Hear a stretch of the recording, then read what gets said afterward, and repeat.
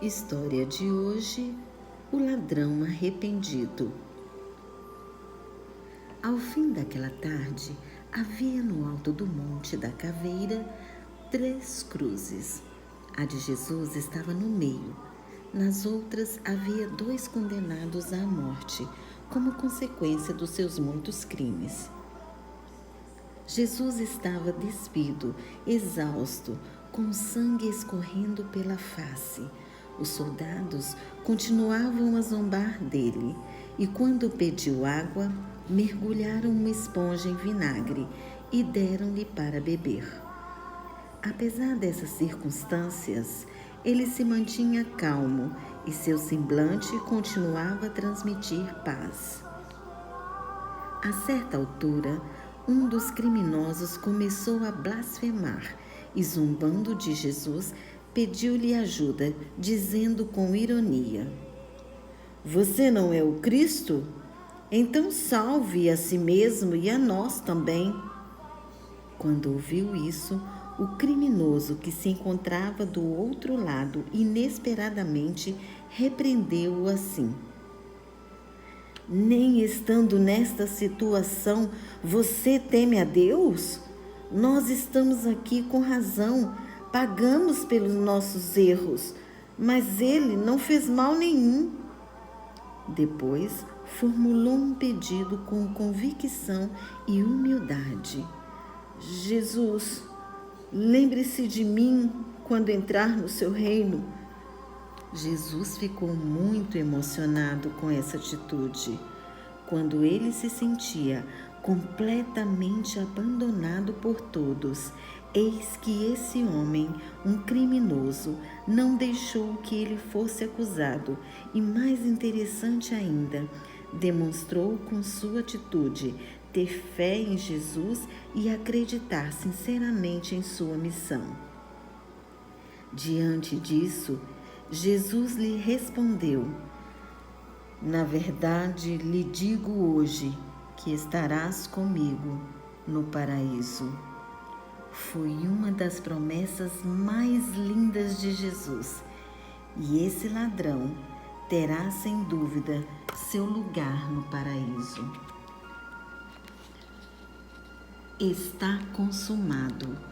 Embora ainda fosse dia, uma escuridão anormal envolveu repentinamente aquele local. As pessoas que estavam ali junto à cruz começaram a ficar assustadas. Havia várias mulheres chorando, porém a mais inconsolável era, sem dúvida, Maria, a mãe de Jesus. Tinha posto muitas esperanças no seu querido filho, por isso não se conformava com aquela situação. Em certo momento, levantou a cabeça na direção daquele rosto ensanguentado e percebeu que Jesus estava falando para ela: "Mulher, eis aqui o teu filho." Depois, voltando os olhos para seu amigo e fiel companheiro, Jesus disse: "João, eis aí a sua mãe."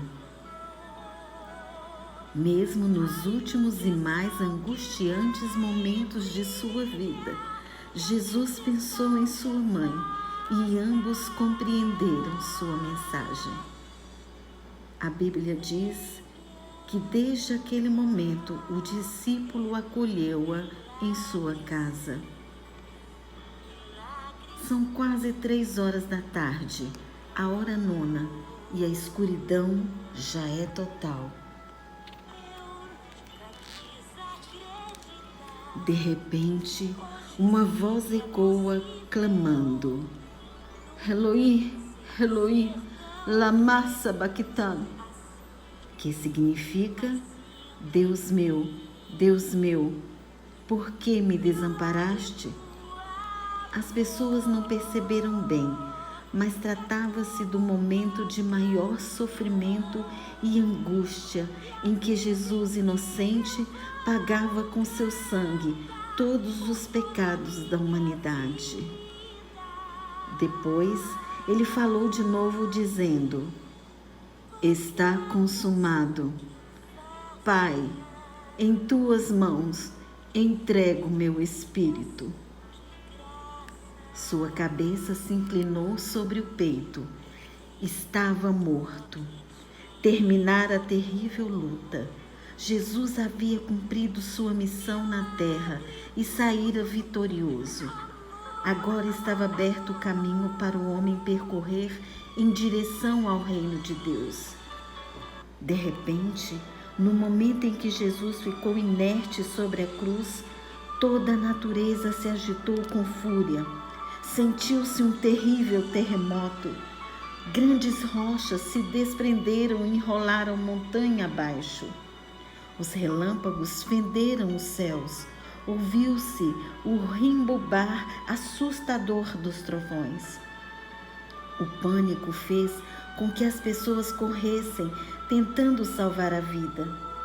Só os soldados, por causa do cargo, permaneceram. O chefe deles, olhando para Jesus, à luz de um relâmpago, exclamou: certamente este era o Filho de Deus. Naquela mesma hora, também se ouviu um estrondo dentro do templo.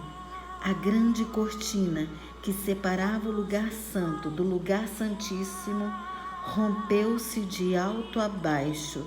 Já não era necessária. O cerimonial do sacrifício de animais, que apontava para o sacrifício de Jesus, não tinha mais razão para existir. Agora todos podiam ir a Deus por intermédio de Jesus. A cruz marcou a diferença entre o antes e o depois.